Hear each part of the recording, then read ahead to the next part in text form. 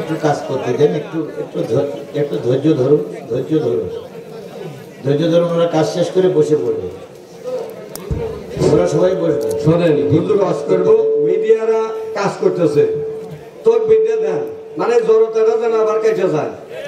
এবার তো সজাগ আছেন, একটু পাওয়ার দেন, গলাটা একটু সানায় নেন। নারায়ে তাকবীর। এই সাইডে আওয়াজ দেয়, মানুষ এই সাইডে বেশি, একটু আপনারা বলেন দেন লিল্লাহি তাকবীর, আল্লাহু আকবার। হযরতুল আল্লাহ হযরত মাওলানা মুহাম্মদ আজিজুল ইসলাম জিয়াদি হুজুর সাহেব,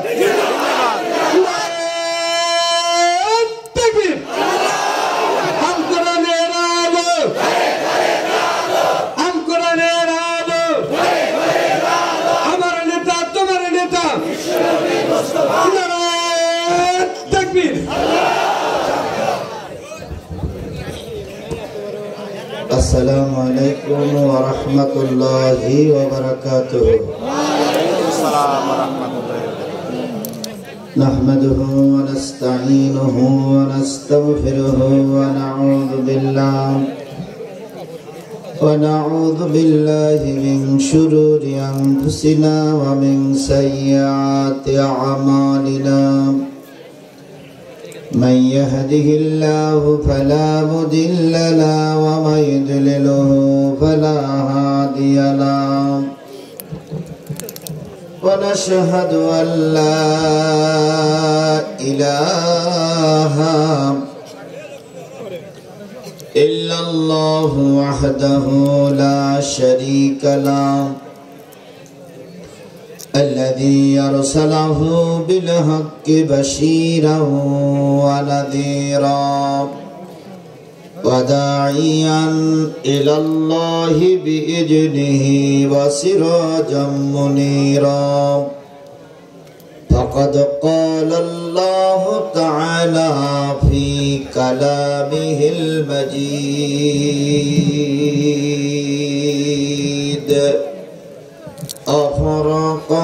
وفرقانه الحميد.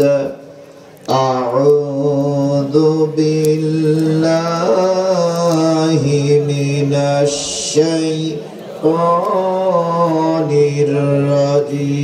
الرجيم. بسم الله الرحمن الرحيم. تبت يدا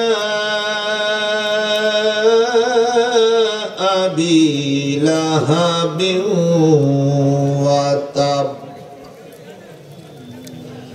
ما أغنى عنه ماله وما كسب سيصلى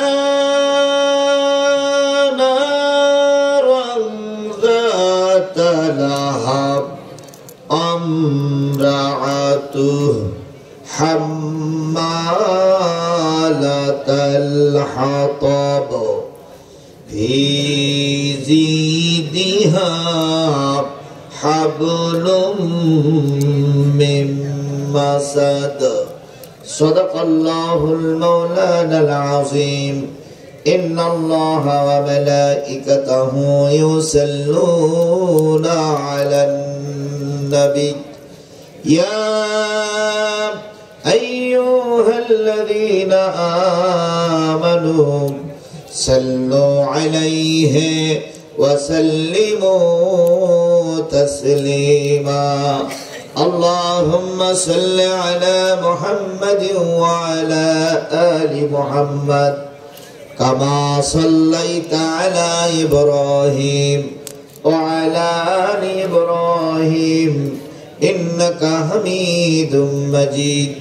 اللهم بارك على محمد وعلى آل محمد كما باركت على إبراهيم وعلى آل إبراهيم ইন্নাকা হামিদুম মাজিদ লা ইলাহা ইল্লাল্লাহ লা ইলাহা ইল্লাল্লাহ লা ইলাহা ইল্লাল্লাহ মুহাম্মাদুর রাসূলুল্লাহ পাখির গানে গানে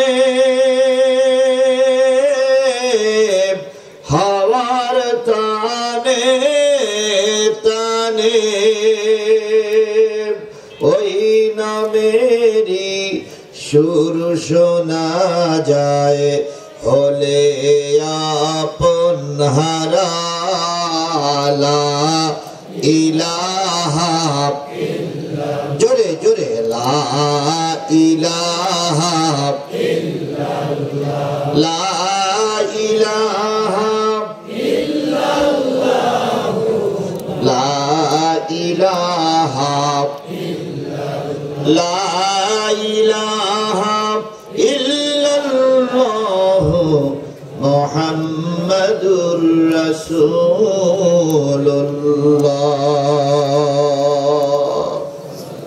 সকলে জবান খুলে একসাথে এক বাক্যে বলছি সাল্লাল্লাহু আলাইহি ওয়াসাল্লাম। সিরাজগঞ্জ জেলার উল্লাপাড়া উপজেলার ভদ্রকোট পূর্বপাড়া ইসলামী যুব সমাজ কল্যাণ পরিষদের উদ্যোগে অনুষ্ঠিত হচ্ছে 17তম একদিনব্যাপী তাফসীরুল কোরআন মাহফিল। ৩রা নভেম্বর 2024, 18 কার্তিক 1431 বাংলা, রোজ রবিবার। আজকের এই 3রা নভেম্বর 2024 তাফসীরুল কোরআন মাহফিলের শ্রদ্ধাভাজন স্বনামধন্য সম্মানিত সভাপতি জনাব আলহাজ মোহাম্মদ মতিউর রহমান মুকুল, অবসরপ্রাপ্ত টিএনটি কর্মকর্তা, সহসভাপতি জনাব নাসিম মোহাম্মদ পাপ্পু, বিশিষ্ট শিল্পপতি, ঢাকা। আজকের এই মাহফিলের সম্মানিত প্রধান অতিথি জননন্দিত নেতা জনাব এম আকবর আলী, সাবেক মাননীয় জাতীয় সংসদ সদস্য 65, সিরাজগঞ্জ 4, উল্লাপাড়া। আজকের মাহফিলের সম্মানিত প্রধান মেহমান বিশিষ্ট আলেমে দ্বীন, বাংলাদেশের অন্যতম একজন পরিচিত ব্যক্তিত্ব, উল্লাপাড়া মাটি ও মানুষের বন্ধু, বাংলাদেশ ইসলামী ছাত্র শিবিরের সাবেক কেন্দ্রীয় সভাপতি জনাব মাওলানা মোহাম্মদ রফিকুল ইসলাম খান, সহকারী সেক্রেটারি জেনারেল বাংলাদেশ জামাত ইসলামী। বিশেষ অতিথিবৃন্দ মোহাম্মদ জাহিদুল ইসলাম মিস্টার, আব্দুল মালিক, শামীম রেজা, হায়দার আলী, জহুরুল ইসলাম কাজী, জোনায়েদ হোসেন সবুজ সহ আজকের এই মাহফিলের দাওয়াতি অতিথিবৃন্দ, বিশেষ অতিথিবৃন্দ, আমন্ত্রিত অতিথিবৃন্দ, বাংলাদেশ জাতীয়তাবাদী দল বিএনপি এবং বাংলাদেশ জামাত ইসলামীর রাজনৈতিক নেতৃবৃন্দ। আলোচনা করে ধন্য করেছেন বিশিষ্ট ইসলামী চিন্তাবিদ, তরুণ উদীয়মান বক্তা, সুললিত কণ্ঠের অধিকারী জনাব হযরত মাওলানা Ruhul Amin Siraji, BA honours, MA masters all first class, আল হাদিস অ্যান্ড ইসলামিক স্টাডিজ বিভাগ, ইসলামী বিশ্ববিদ্যালয়, কুষ্টিয়া। যুবককে আল্লাহ পাক আরো সুন্দরভাবে জাতির উদ্দেশ্যে কথাগুলো সাজিয়ে গুজিয়ে বলার তৌফিক দান করুন, আমিন। আল্লাহ পাক তার মেধা এবং যোগ্যতা বাড়িয়ে দিক, আমিন। জাতির দুঃসময়ে তারা কথা বলেছেন, এখনো যেন তার জবানকে আল্লাহ বলন্দ করে দেন, আমিন। আজকের মাহফিলের অন্যতম আলোচক হযরত মাওলানা আব্দুল লতিফ সাহেব, মাওলানা শিহাবুদ্দিন সাহেব, হাফেজ মাওলানা শরীফুল ইসলাম সাহেব সহ গর্বিত মায়ের গর্বিত সন্তান শ্রদ্ধেয় ওলামায়ে হযরত, এলাকার বিভিন্ন কুটির থেকে আগত দিনদার পরেজগার মুত্তাকি মুসলমান ভাই ও বন্ধুগণ, পর্দায় অবস্থানরতা শ্রদ্ধাশীলা মা ও বোনেরা, সকলকে নিয়ে আবারও সালাম বিনিময় করছি। আসসালামু আলাইকুম ওয়া রাহমাতুল্লাহি ওয়া বারাকাতুহু। শুকরিয়া আদায় করছি সেই মালিকের, যে মালিক আপনাকে আমাকে সৃষ্টি করে 3.5 হাত বডির ভিতরে কোটি কোটি টাকার সম্পদ দিয়ে সুস্থ অবস্থায় আজকের এই কোরআনের মাহফিলে এসে বসার মতন তৌফিক দান করেছেন। অনেক লোক কোরআনের মাহফিল শুনতে এসেছে কিন্তু বাজার ঘাটে ঘুরে বেড়াচ্ছে। এই লোকগুলো যদি সব মাহফিলে এসে যায় তাহলে মাহফিলটা টপে টপ পূর্ণ হয়ে যাবে। কথা বলেন ঠিক না বেঠিক? তাহলে আল্লাহ পাক সকলকে কোরআনের মাহফিলে কবুল করে না। কাউকে যাত্রা গানে কবুল করে, কাউকে সিনেমায় কবুল করে, কাউকে পুতুল নাচে কবুল করে, কাউকে পয়লা বৈশাখে কবুল করে, কাউকে সিনেমার হলে কবুল করে, কাউকে টেলিভিশনের ময়দানে কবুল করে, আবার কাউকে কোরআনের মাহফিলে কবুল করে। এখন আপনাকে আমাকে আল্লাহ যে কোরআনের মাহফিলে কবুল করেছেন, এজন্য আপনারা খুশি না বেজার? সবাই মিলে বলুন তো, খুশি না বেজার? যে আল্লাহ খুশি, যে আল্লাহ দয়া করে আমাদেরকে এখানে আসার তৌফিক দিলেন, সেই আল্লাহর দরবারে সকলে মিলে শুকরিয়া আদায় করছি আলহামদুলিল্লাহ। আরেকটু জোরে বলুন তো আলহামদুলিল্লাহ। বন্ধুগণ, কার শুকরিয়া আদায় করলাম? জীবিত থাকি, মারা যায়, মারা যাওয়ার পরে তোর কথা বলতে পারবো না। ইচ্ছায় অনিচ্ছায়, সুখে থাকি, দুঃখে থাকি, কষ্টে থাকি, বিপদে থাকি, মুসিবতে থাকি, জেলে থাকি, বাইরে থাকি, রিমান্ডে থাকি, ফাঁসির কাস্টে ঝুলি, সকল ক্ষেত্রে শুকরিয়া আদায় হবে কার? আবারও বলছি আলহামদুলিল্লাহ। সর্বকালের সর্বশ্রেষ্ঠ নবী, আমাদের সাইয়্যেদ, আমাদের সরদার, আমাদের প্রিয় ভজন নেতা জনাবে মুহাম্মদ রাসূলুল্লাহ সাল্লাল্লাহু আলাইহি সাল্লামের দরবারে লক্ষ কোটি দুরূদ আর সালাম। সকলে মিলে বলছি সাল্লাল্লাহু আলাইহি ওয়াসাল্লাম। আল্লাহ বলতেছেন, ফালা ওয়া রাব্বিকা লা ইউমিনুনা হাত্তা ইউহাক্কিমুকা ফীমা শাজারা বাইনাহুম সুম্মা লা ইয়াজিদু ফি আনফুসিহিম হারাজাম মিম্মা কাদাইতা ওয়া ইউসাল্লিমু তাসলিমা। কথাকার আল্লাহ বললেন, নবী শোনো, তোমার রবের কসম, আল্লাহ তার নিজের নামে কসম খেয়ে বলতেছে, আমি আমার নিজের নামে কসম খেয়ে বলতেছি, ততক্ষণ পর্যন্ত একজন লোক প্রকৃত মুমিন হতে পারবে না যতক্ষণ পর্যন্ত নবীর বিচার, নবীর ফয়সালা, নবীর রায় সন্তুষ্ট চিত্তে মেনে না নেবে। নবী যে বিচার করে দেবে, কোরআন যে বিচার করে দেবে, হাদিসের দ্বারা যে বিচার হবে, এই বিচার যতক্ষণ পর্যন্ত একটা লোক সন্তুষ্ট চিত্তে মেনে না নেবে, এক কথায় কোরআনের বিধান সমাজে চালু হোক, এই ব্যাপারে যেই ব্যক্তি সন্তুষ্ট হতে না পারবে, সে যতই আল্লাহওয়ালা হোক, ইমানদার হোক, আর যাই হোক, মুমিন হতে পারবে না। কার কথা? দ্বিতীয় বৃহত্তম মুসলিম বাংলাদেশ, যেই দেশের মানুষগুলো কোরআনের আওয়াজ শুনে ঘুমায়ে পড়ে, যেই দেশের মানুষেরা 5.5 লক্ষ মসজিদের আল্লাহু আকবার ধ্বনি শুনে ঘুম থেকে জেগে ওঠে, যেই দেশের রুয়ার কান মোড়া দিলে কোরআনের আওয়াজ ভেসে আসে, যেই দেশে হাজারো মোবাইলে কোরআনের আওয়াজ ভাসতেছে, যেই দেশের যেই দেশের আইসক্রিমওয়ালা ভ্যানওয়ালারা কোরআনের আওয়াজ বাজায়ে বেড়ায়, সেই দেশের মুসলমানেরা বুকে হাত দিয়ে বলুন তো, কোরআন দিয়ে কি আমার দেশ চলে? না। কোরআন দিয়ে কি জাতীয় সংসদ চলে? না। কোরআন দিয়ে কি বঙ্গভবন চলে? কোরআন দিয়ে কি সেক্রেটারিয়েট চলে? কোরআন দিয়ে কি কোরআন দিয়ে কি থানা চলে? কোরআন দিয়ে কি বিশ্ববিদ্যালয় চলে? তাহলে বোঝা গেল কোরআন আমাদের দেশে চালু নাই। আমরা টুপিওয়ালা কিন্তু প্রকৃত ইমানদার না।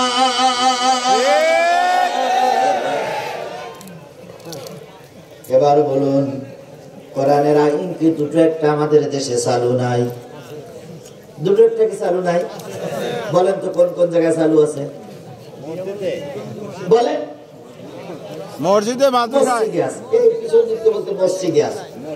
আচ্ছা, আপনারা মসজিদে আছে, ভাই বলতেছে মাদ্রাসায় আছে, এটাও আপনারা একমত?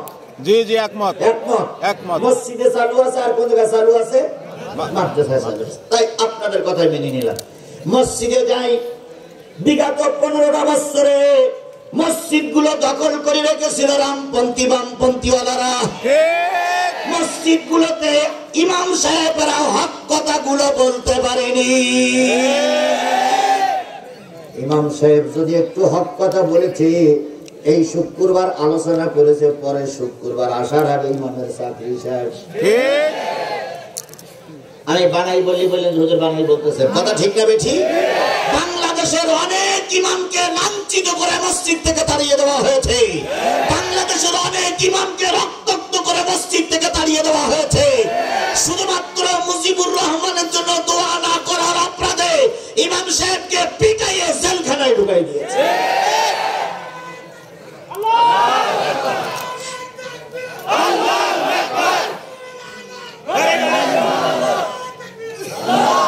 শুধুমাত্র শেখ মুজিবের জন্য দোয়া না করার কারণে ইমামের চাকরি চলে গেছে, কথা ঠিক না বেঠি? তাহলে মসজিদে কোথায় ইসলাম আছে? সুদীর কথা বললি সভাপতি খেপে যায়, ঘুষির কথা বললি সভাপতি খেপে যায়, আওয়ামী লীগের লোক কমিটির ভিতরে না রাখলে সেই কমিটি ভেঙে দেওয়া হয়। তাহলে কোথায় ইসলাম ছাত্র? হ্যাঁ, একটা বাজে নাই, আজান তো ছিল, নামাজ তো ছিল, এটা তো বন্ধ হয়নি, কিন্তু পরে যদি ইসলাম মসজিদেও ছিল না। এবার আসুন মাদ্রাসায় যাই। বাংলাদেশের যতগুলো আলিয়া মাদ্রাসা, সেখানে সব কোরআন হাদিস শেখানো হয়, কথা বলেন ঠিক না বেঠিক? তাহলে কোরআন হাদিস যেখানে শেখানো হয়, সেখানে কেন নেতার মূর্তি হুজুরদের মাথার পরে থাকবে? যতগুলো দাখিল মাদ্রাসা, যতগুলো আলিম মাদ্রাসা, যতগুলো ফাজিল মাদ্রাসার শিক্ষক এখানে আছেন, বুকে হাত দিয়ে বলুন তো, শেখ মুজিবুর রহমান আর শেখ হাসিনার ছবি আপনাদের মাথার উপরে রাখা লেগেছে না লাগেনি? লেগেছে। না রাখলে, না রাখলে বন্ধ সব। না না না না না, না রাখলে খবর আছে, প্রিয় বাতিল।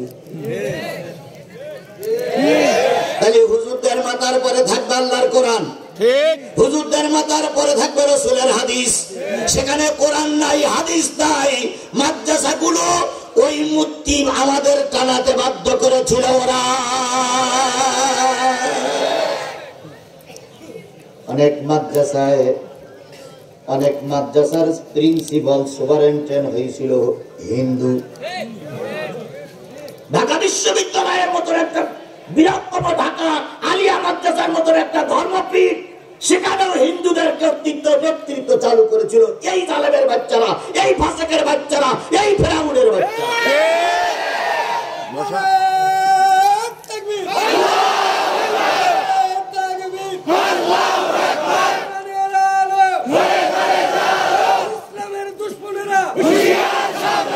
আমার ভাইয়েরা, মুসলিম ভাই যদি এখানে থাকেন, আমরা আপনাদের শত্রু নই। ভালো করে খেয়াল করেন, সরকারি চাকরি আপনাদের হোক, কিন্তু বাংলাদেশে তো অনেক সেক্টর আছে, সেখানে হিন্দুদের দেন, মাদ্রাসায় হিন্দু কেন?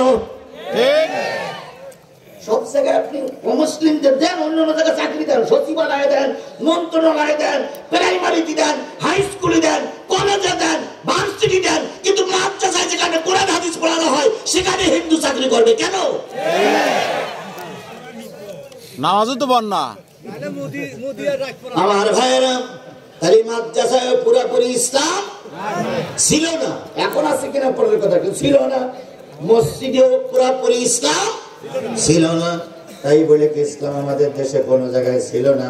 তাই ছিল, একটা জায়গায় ছিল। কাজী সাহেব আছে, বিয়ের দেন মোহর। কাজী আছে, কাজীর পক্ষে না বলি, কাজী আবার আমার বিপক্ষে যেতে পারে।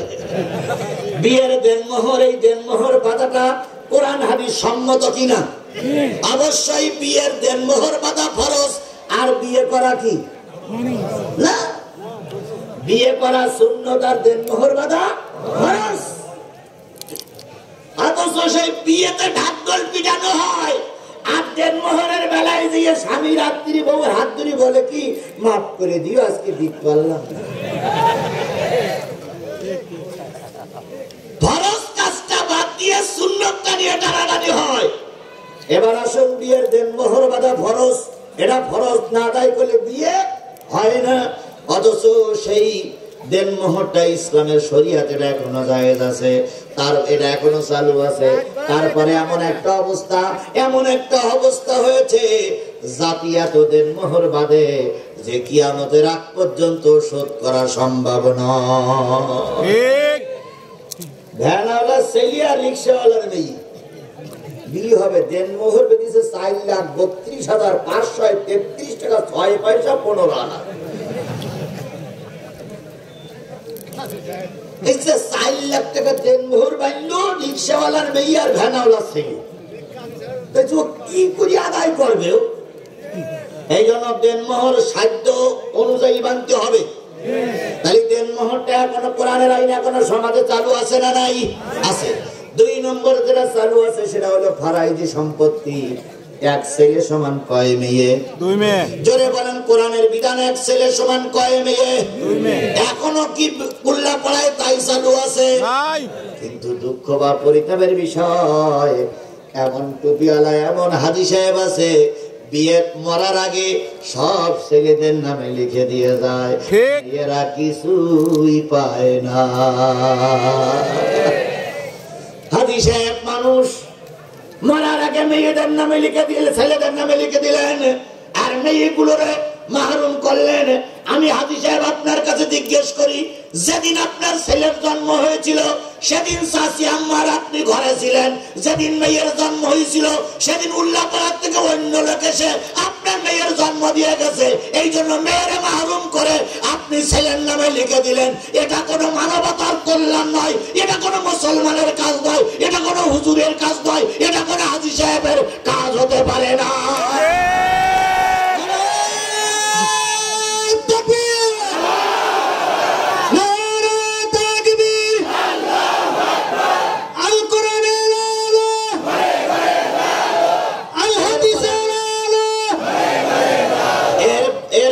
বলি এগুলো চালু আছে না নাই?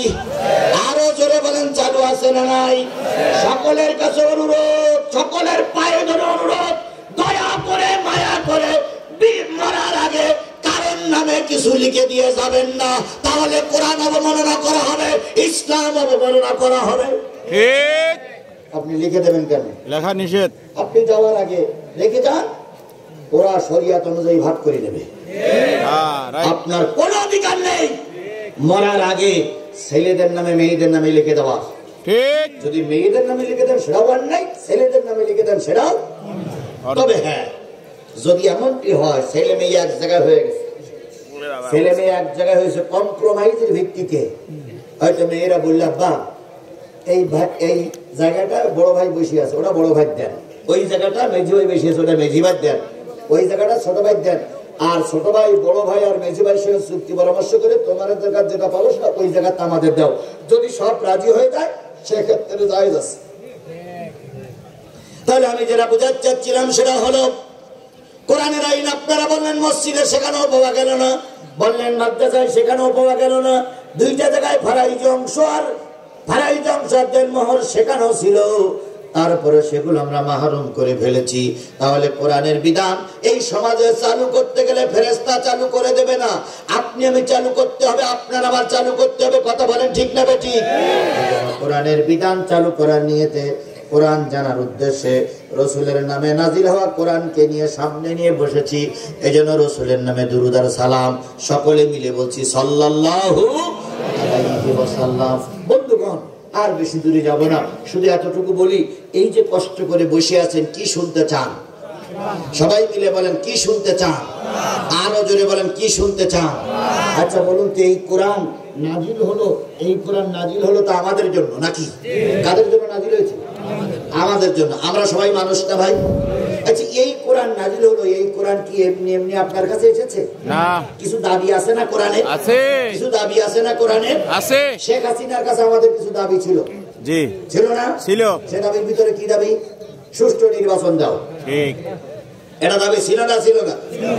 জনগণের কাতারে এসো, জনগণ যদি তোমাকে ভোট দেয় আমরা রাজি, কিন্তু জনগণের ভোট ছাড়া দিনের ভোট রাতে করে আমরা তোমাকে ক্ষমতায় বসাতে রাজি না। এটা ছিল আমাদের দাবি, জনগণের দাবি। কথা বলেন ঠিক না ঠিক? এখন যারা তত্ত্বাবধায়ক সরকার আছে তাদের কাছে আমাদের কিছু দাবি আছে না নাই? আছে। 1 নম্বর দাবি আছে, শেখ হাসিনার চুলোর মুঠি ধরে এনে বিচারের আওতায় আনো। শেখ হাসিনা সুস্থ অবস্থায় সুন্দর অবস্থায় বিদেশে ঘুরে বেড়াবে, আর আমি মামলার বোঝা টানবো, এটা মেনে নেওয়া যাবে না।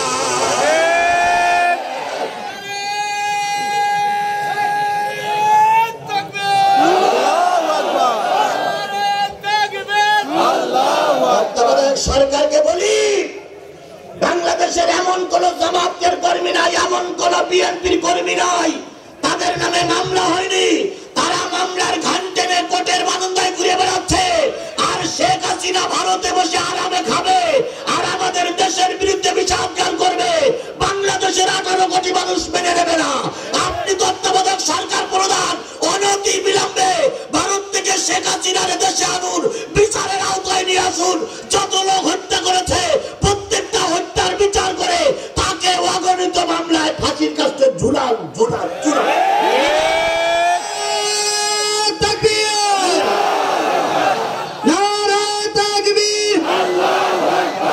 ইসলামের শত্রুরা, এটা আমাদের ইসলামের শত্রুরা, এটা আমাদের 18 কোটি মানুষের দাবি। কথা বলেন ঠিক না ঠিক? 1 নম্বর। 2 নম্বর দাবি হলো, এই যে চুপ্পু সাহেব বসে আছে, আমাদের দেশের রাষ্ট্রপতি নাম কি? চুপ্পু। শাহাবুদ্দিন চুপ্পু। এই শাহাবুদ্দিন চুপ্পু হলো আওয়ামী লীগের দালাল।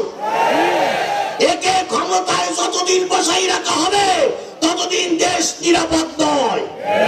সুতরাং আমাদের 2 নম্বর দাবি, চুপ্পুরে ক্ষমতার থেকে নামান। ঠিক। 3 নম্বর দাবি, এগুলো হলো আমাদের দাবি। কার কাছে? সরকার বাহাদুরের কাছে। আমি যাচ্ছি কোরআনে, কিন্তু একটু বুঝাচ্ছি। 3 নম্বর দাবি, 3 নম্বর দাবি, বাংলাদেশের 450-500 থানা, এই 450-500 থানার যতগুলো ওসি সাহেব ছিল সব প্রায় আওয়ামী লীগের লোক। আপনারা বাছাই করে করে যারা যুবলীগের, আওয়ামী লীগের, ছাত্রলীগের নেতা ওই ওসির চেয়ারে বসে আছে, তাদেরকে নামান, তাদেরকে নামান, তাদেরকে নামান, কারণ তাদের দ্বারা দেশ নিরাপদ নয়। এটা কয় নম্বর দাবি? 3 নম্বর। 4 নম্বর দাবি, আওয়ামী লীগ চলাকালীন অবস্থায় সচিবালয়ে যত লোক চাকরি পেয়েছে সবগুলো ছিল আওয়ামী লীগের নেতা কর্মী। সুতরাং ওদেরকে ওখান থেকে না নামানো পর্যন্ত সুষ্ঠু নির্বাচন সম্ভব নয়। তাহলে এগুলো যদি আমাদের দাবি হয় সরকার বাহাদুরের কাছে, কোরআন এসেছে জাতির জন্য, 700 কোটি 800 কোটি মানুষের কাছে এসেছে কোরআন। কোরআনের কিছু দাবি আমাদের কাছে আছে না নাই? আমার এতক্ষণ কথা কি আপনারা বুঝতে পেরেছেন? আমাদের দাবি সরকারের কাছে 5টা 6টা 7টা 8টা দাবি করলাম না? তাহলে কোরআন তো আমাদের কাছে এসেছে, কোরআন দাবি নিয়ে আসিনি আমাদের কাছে। কোরআনের 1 নম্বর দাবি, আমাকে পড়ো। দেখতেছি আমি কোরআনের 1 নম্বর দাবি, কোরআন আমাদেরকে দাবি করতেছে 1 নম্বর দাবি কি? পড়ো। কোরআনের প্রথম কথা কি? কোরআনের প্রথম কথা কি? আলিফ লাম মিম না বলো। কোরআনের প্রথম কথা হচ্ছে ইকরা। ইকরা। ইকরা মানে কি? পড়ো। এর যেখানে কি করা হয়? পড়া হয়। তাহলে ওরা কোরআনের প্রথম দাবি ওরা পালন করছে, পড়তেছে। তাহলে কোরআনের প্রথম দাবি হলো কি? কাদের কাছে দাবি করতেছে? বান্দরের কাছে, শয়তানের কাছে, ইবলিসের কাছে, শেখ হাসিনার কাছে, কাদের কাছে? মানুষের কাছে। কোরআন প্রথম দাবি করতেছে আমাদের কাছে, আমাকে কি? পড়ো, আমাকে পড়ো, আমাকে পড়ো, আমাকেই পড়ো। ইকরা বিসমি রাব্বিকাল্লাযী খলাক, আমাকেই পড়ো। কোরআনের প্রথম দাবি আমাকে পড়ো। ভালো করে খেয়াল করেন, ওয়াজ তো সারা জীবন শুনতেছি, কাহিনীও শুনতেছি, আজকে সবকিছু হবে, তার আগে প্রথম কথাগুলো শোনেন। তাহলে কোরআনের প্রথম দাবি কি? পড়ো। 2 নম্বর কোরআনের দাবি হলো আমাকে শুধু পড়লি হবে না, বুঝে বুঝে পড়ো। ঠিক। বলুন তো এমনি পড়া আর বুঝে পড়া দুটো জিনিস কি এক? জোরে বলেন, এমনি পড়া আর বুঝে পড়া কি এক? যে ব্যক্তি বুঝে পড়ে সেই ব্যক্তি আলেম। সুতরাং আল্লাহর কোরআন বলতেছে শুধু এমনি এমনি পড়ে তাকের পরে তুলেছিল না, আমাকে বুঝে বুঝে পড়ো। মুরব্বী আপনি বসেন, আমি দেখতেছি মুরব্বী মুরব্বী ওহো ওহো মুরব্বী ওহো। আচ্ছা আমি দেখতেছি এইটা এটা চলছে, বেশি দেওয়ালি আমার গলা বেসে যেতে পারে। আচ্ছা মুরব্বী কষ্ট করছে, ওনার কষ্ট না দিয়ে আমরা একটু এগিয়ে আসতে পারি না? ভাই চাচ্ছি সামনে একটু এগিয়ে আসতে পারি না? একটু এগিয়ে আসতে পারি না? একটু খেয়াল করি। আচ্ছা আচ্ছা আচ্ছা আচ্ছা খেয়াল করি খেয়াল করি, আমার কথা ডিস্টার্ব করি না, একটু এগিয়ে আসেন। জায়গা না থাকলে দাঁড়াই থাক, রাস্তায় থাক, জায়গা কম হয়ে গেলে আমি লম্বা করবো কি করি? ঠিক। এরপরে যারা এখানে আছে ওই ফাঁকে ওই পাশে জায়গা আছে, দয়া করে ওই পাশে একটু যাবেন। যারা স্বেচ্ছাসেবক আছেন আস্তে করে, কোনো অমূল্যায়ন হয় না, কোনো যেন অপমান হয় না। আজকে দেখেন একটা জিনিস ভাইরাল হয়েছে, সেটা হচ্ছে বিএনপির 2 নেতা এখানে বক্তব্য দিয়েছে। বিএনপির ফখরুল সাহেব অত্যন্ত ধৈর্যধারী একজন রাজনীতিবিদ, এটা আমরা স্বীকার করি। কিন্তু উনি একটা জনসভায় যেতে গিয়ে ওনার এক কর্মীর একটা থাপড় দিয়েছে, দেখেছেন আপনারা? ওনার এক কর্মীর একটা থাপড় দিয়েছে। অবশ্যই উনি রেগে যাইয়ে দেন নাই, হয়তো কোনো বিশৃঙ্খলা করেছে না, বিয়াদবি করেছে। এখন এই থাপ্পড়টা গোটা দেশে ভাইরাল। তাতে করে বিএনপির ওই নেতার ভাবমূর্তি কি বাড়তেছে না কমতেছে? কমতেছে। এই জন্য এখানে আমি ওই উদাহরণটা এই জন্য দিলাম যে কোন ঘটনাক্রমে কোন কারণে একটা মানুষ হিসেবে বিয়াদবি করবেন, আরো বাড়িয়েই বলবে যে ভদ্রকুলের মানুষরা ভদ্র না অভদ্র। এই জন্য আমরা গায়ে মাথায় হাত বুলিয়ে তাদেরকে জায়গায় নিয়ে যাবার জন্য চেষ্টা করি, নতুবা আপনি করবেন ভালো, হয়ে যাবে সেটা উল্টো। আমি যে জিনিসটা বোঝাতে চাচ্ছিলাম ওই দিকে না যাই। তাহলে কোরআন শরীফের 1 নম্বর দাবি কি? 2 নম্বর দাবি কি? বুঝে বুঝে পড়ো। বন্ধুগণ, যারা বুঝে পড়ে একদিন তারা আলেম হয়ে যায়। আপনি একজন জেনারেল লাইনের মানুষ, প্রতিদিন 1টা করে 2টা করে আয়াত বুঝে পড়ুন, প্রতিদিন 1টা করে হাদিস পড়ুন, দেখবেন 10 বছরের মাথায় যেয়ে আমাদের মতন মৌলবী আপনার কাছে টেকবে না। এই জন্য কোরআনের 2 নম্বর দাবি আমাকে বুঝে বুঝে পড়ো, বুঝে বুঝে পড়ো, এমনি এমনি পড়ে না, বুঝে বুঝে পড়ো। 3 নম্বর দাবি হলো যতটুকু পড়েছো, যতটুকু জেনেছো, অতটুকুর পরে আমল করো। 3 নম্বর দাবি কি? আমল করো। এবার বলুন তো জানার মানা কি এক জিনিস? এই মুসলমান কথা বলেন, জানার মানা কি এক জিনিস? ইবলিস জানতো বেশি কিন্তু মানতো না, আর অন্যান্য লোকেরা জানতো কম, মানতো বেশি। এবার বলুন তো জানার ভিতরে বরকত বেশি না মানার ভিতরে বরকত বেশি?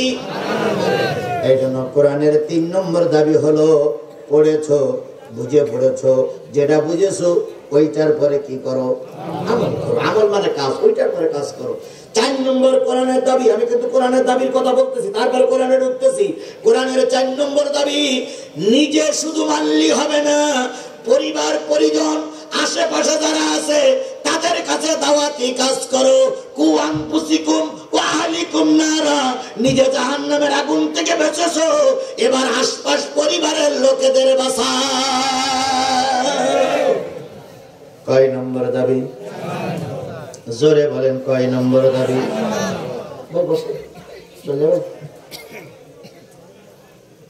বসো। 1 নম্বর দাবি হলো পড়ো, 2 নম্বর দাবি বুঝে পড়ো, 3 নম্বর দাবি যতটুকু বুঝেছে আমল করো, 4 নম্বর দাবি, 4 নম্বর দাবি, 4 নম্বর দাবি আশপাশের লোকদেরকে জাহান্নামের আগুন থেকে বাঁচানোর জন্য দাওয়াতি কাজ করো। কয় নম্বর গেল? 4 নম্বর। এবার আসেন 5 নম্বর দাবি। কার দাবি বলেন তো? কোরআনের দাবি। আমার দাবি না, বলো 5 নম্বর কোরআনের দাবি হলো তোমার দাওয়াত চালু হয়ে গেছে, তোমার দাওয়াতে লোক সাড়া দিচ্ছে, এই লোকগুলোরে জামাতবদ্ধ করে ফেলো। ঠিক। কোরআনের 5 নম্বর দাবি কি? 1 একত্রিত করে ফেলো। আবার এই একত্রিত জামাতবদ্ধ হওয়ার পরে, জামাতবদ্ধ হওয়ার কথা শুনে কেউ আর মনে করেন না যে হুজুর মনে হয় জামাত ইসলামের কথা বলতেছে। জামাতবদ্ধ হতে হবে কার নির্দেশ? জামাতবদ্ধ হতে পারে কার নির্দেশ? এই কোরআনের দাবি। জামাতবদ্ধ হবে কার দাবি? সবাই মিলে বলেন কোরআনের দাবি। জামাতবদ্ধ হতে হবে। জামাতবদ্ধ হওয়াটার মানে জামাত ইসলাম নয়। বলুন তো ভাই, বলুন তো ভাই, মসজিদে একত্রিত হয়ে নামাজ পড়ি তারে কি বলে? জামাত। জামাত। তাবলীগের ইজতেমা হয় তারে বলে তাবলীগি জামাত। কথা বলেন ঠিক না বে ঠিক? বাংলাদেশ জামাত ইসলামী সকলকে নিয়ে কাজ করে, তাই তাদের নাম হইছে জামাত ইসলামী। কথা বলেন ঠিক না বে ঠিক? তারপরে তারপরে তারপরে তারপরে এই যে আহলে হাদিস ওলারা ওই রাজশাহীতে যায়, ওদেরকে বলায় ওটাও জামাত। এই জামাত মানে কি? একত্রিত হওয়া। জামাত মানে কি? কোরআনের দাবি হলো আমাকে একা একা মানতে পারবা না, একা একা আমার রাস্তায় থাকলে দিন কায়েম হবে না, জামাতবদ্ধ হওয়া লাগবে। ওয়াতাসিমু বিহাবলিল্লাহি জামিয়া ওয়ালা তাফাররাকু। আমার এই কোরআন, আমাকে তোমরা ধরো জামাতবদ্ধ হবে। কোরআন বলতেছে আমাকে তোমরা ধরো কি বদ্ধ হবে? একা একা ধরলে কখনো তোমরা সমাজ থেকে অন্যায় দূর করতে পারবে না। তাহলে কোরআনের 5 নম্বর দাবি হলো আমাকে কি বদ্ধ ভাবে ধরো? জামাতবদ্ধ হবে। তাহলে জামাতবদ্ধ হওয়া কোরআনের দাবি, আল্লাহর দাবি। কথা বলেন ঠিক নেবে ঠিক? এটা জামাত ইসলামের দাবি নয়, এটা হেফাজতের দাবি নয়, এটা চরমনের দাবি নয়। কোরআনের দাবি হলো যদি বাঁচতে চাও জামাতবদ্ধ থাকা লাগবে। ফাররিকু, পৃথক হয়ে যেও না, বাঁচতে পারবে না।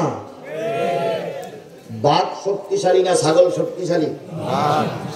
ছাগল যদি সব একসঙ্গে থাকে আর পাছাগুলো যদি এক জায়গায় দেয় আর চারিদিকে যদি শিংগুলো বের করে দিয়ে যদি ওরা এক জামাতবদ্ধ হয়ে থাকে, একটা বড় হিংস্র বাঘে কি এই শুধু ধরতে পারবে? যখনই ধরতে পারবে তখন সব ছাগল একসঙ্গে ওর ঘাড়ের পরে পড়বে। সুতরাং যদি ছাগল, গরু, কুকুর, হাঁস, মুরগি, বিড়াল যাই হোক, যদি জামাতবদ্ধ ভাবে থাকা যায়, আল্লাহর কসম কেউ তাদের শত্রুতা করে ধ্বংস করতে পারে না। তাহলে জামাতবদ্ধ হবে, এটা কোরআনের কয় নম্বর দাবি? 5 নম্বর দাবি। তাহলে আজকের দাবিগুলো মনে থাকবে তো ইনশাআল্লাহ? কোরআনের পয়লা নম্বর দাবি কি? পড়ো। 2 নম্বর দাবি কি? বুঝে বুঝে পড়ো। 3 নম্বর দাবি কি? যতটুকু বুঝেছো আমল করো। 4 নম্বর দাবি কি? হ্যাঁ, সবাই না, সবাইকে বাঁচাও, জাহান্নামের আগুন থেকে বাঁচাও, কোরআনের পক্ষে আহ্বান করো। আর 5 নম্বর দাবি হলো জামাতবদ্ধ হয়ে যাও। কোরআনের 6 নম্বর দাবি, সেই দাবি আমাদের সামনে এখন। কোরআনের 6 নম্বর দাবি তুমি পড়েছো, আমল করেছো, তোমার দলে এখন লোক হয়ে গেছে বেশি, জামাতবদ্ধ হয়ে গেছো। এখন আর উল্লাহ পড়ায় তুমি একা নয়, তোমার ডাকে এখন হাজার হাজার মানুষ কোরআনের ছায়াতলে এসে গেছে। গোটা বাংলাদেশে তোমরা আর এখন এক ঘুরে দল নয়, গোটা বাংলাদেশে তোমরা এখন নিষিদ্ধ দল নয়। গোটা বাংলাদেশের মানুষগুলো কোরআনের ছায়াতলে এসেছে। এবার সময় এসেছে রাষ্ট্রে কোরআনের আইন চালু করে দেয়। তাহলে কথা বললে হবে না তো, এত বুঝতে গেলে তাহলে আমি বুঝবো কি করে? তাহলে কোরআনের 6 নম্বর দাবি হলো রাষ্ট্রে ইসলাম কায়েম করে দাও। এই রাষ্ট্রে ইসলাম কায়েম করার আগে কয়টা দাবি মেনে আসতে হবে? 5টা দাবি মেনে আসার পরে তারপরে 6 নম্বর দাবি হচ্ছে ইসলামী রাষ্ট্র কায়েম করো। রাতারাতি বোম ফুটাইয়ে কিছু মানুষকে মেরে, রাতারাতি 2-4টা বোম মেরে ইসলাম কায়েম করা যায় না। ইসলাম কায়েম করতে গেলে আগে 5টা নিয়ম মেনে এসো। 5টা নিয়ম মেনে এসে যখন তোমার দলে লোক তৈরি হয়ে যাবে, তখন তুমি ইচ্ছা করলে দেশের ইসলামী রাজ কায়েম করতে পারবে। এই 5টা জিনিস কি রাতারাতি সম্ভব? দীর্ঘ পথ পাড়ি দেওয়া লাগবে না, রক্ত দেওয়া লাগবে না, জেল খাটা লাগবে না, মামলা খাওয়া লাগবে না, ফাঁসির কাছে ঝোলা লাগবে না, না খেয়ে থাকা লাগবে না, জালেমদের মারি খাওয়া লাগবে না, রক্ত দেওয়া লাগবে না।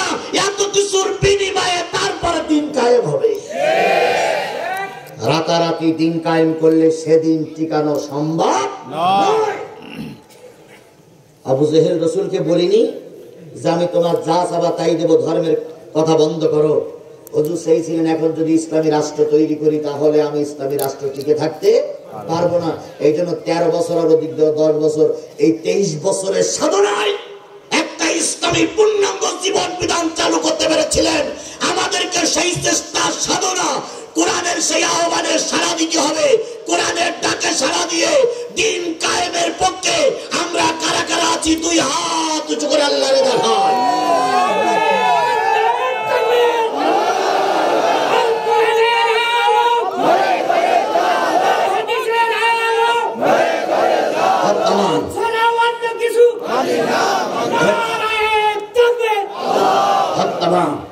আমি সূরা লাহাব, কোরআন থেকে কোন সূরা? খুব পরিচিত একটা সূরা, কিন্তু আলোচনাটা খুব ব্যাপক। এই শেখ হাসিনার একেবারে পয়েন্টে পয়েন্টে সূরা লাহাবের সঙ্গে মিল আছে। একেবারে প্রথম থেকে শেষ করে সব সূরা হাসিনার আলোচনা এই সূরা লাহাবের ভিতরে। তাহলে সূরা লাহাবের আলোচনা করা মানেই হলো হাসিনার আলোচনা করা। সুতরাং আমি পয়েন্টে পয়েন্টে একেবারে শেখ হাসিনার ফাঁসি পর্যন্ত এখানে আছে। শেখ হাসিনার ফাঁসি কিভাবে দিতে হবে সেটা আজকের এই সূরা লাহাবের ভিতরে আছে। আমি ওই আলোচনাটা করব। তার আগে প্রথম কোরআনের দাবি কি? পড়ো। সেই পড়াটা কোথায় হয়? মাদ্রাসায়। ওই মাদ্রাসায় 20টা টাকা দিয়ে আমরা শেখ হাসিনার আলোচনা শুরু করব। 20টা 30টা 40টা টাকা দিতে হবে। রাজি? সবাই রাজি? আচ্ছা, কাদের পকেটে টাকা আছে তার একটা হাত তোলেন তো। কাদের পকেটে টাকা আছে? মাশাআল্লাহ, সবাই পকেটে টাকা আছে। শোনেন, আজকে জোর করা করি না। যদি টাকা নাও দেন আপনার কোনো সমস্যা নেই, কিন্তু আজকে শেখ হাসিনার আলোচনা শুনে যাওয়া লাগবে। কেউ যেন না যাই আমরা, কথা ঠিক আছে না ভাই? এই জন্য দয়া করে সবাই পকেটে হাত দেন। আমিও দিচ্ছি, সবাই হাত দেন, সবাই হাত দেন, সবাই হাত দেন, সবাই হাত দেন। আমিও হাত দিচ্ছি, সবাই হাত দেন, আমিও দিচ্ছি, সবাই দিচ্ছে। হ্যাঁ হ্যাঁ, রোমান রোমান রোমান রোমান, সবাই হাত দিচ্ছে, আমিও দিচ্ছি। মঞ্চে যারা আছেন, মঞ্চে যারা আছেন মেহরবানি করে সবাই দেবেন। যে সবাই দেন, সবাই দেন, সবাই দেন, সবাই দেন। মাশাআল্লাহ, 20 টাকা চাইছি বলে 20 টাকা দিয়ে না। 50, 100, 200, 500, 1000, 2000, 5000, 10,000, 50,000, 1 লাখ, 2 লাখ যেটা পারেন দেন। জহুরুল কাজীর বিরাট আয় 5000 টাকা বাইর করতেছে। মাশাআল্লাহ, মাশাআল্লাহ, আল্লাহ কবুল করুন, আল্লাহ কবুল করুন, আল্লাহ কবুল করুন। জি জি, দেন দেন, সবাই দেওয়া হয়ে গেছে।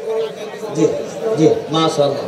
জহুরুল ভাই থানা থেকে, থানা নেই, থানা আমি সেক্রেটারি বলতেছেন, আমি চিনি না নাকি? আলোচনা হবে ইনশাআল্লাহ। আল্লাহ কাউকে মাহরুম না করুক, সবাইকে শোনার তৌফিক দান করুক। সকলে মিলে বলেন আমিন, আরো জোরে আমিন। সবাই টাকা দেন। এই ফাঁকে থানার সাহেব সালাম বিনিময় করবে।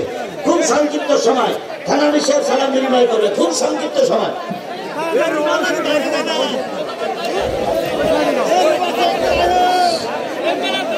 ওই 1000 টাকা নেন, 1000 টাকা নেন তো।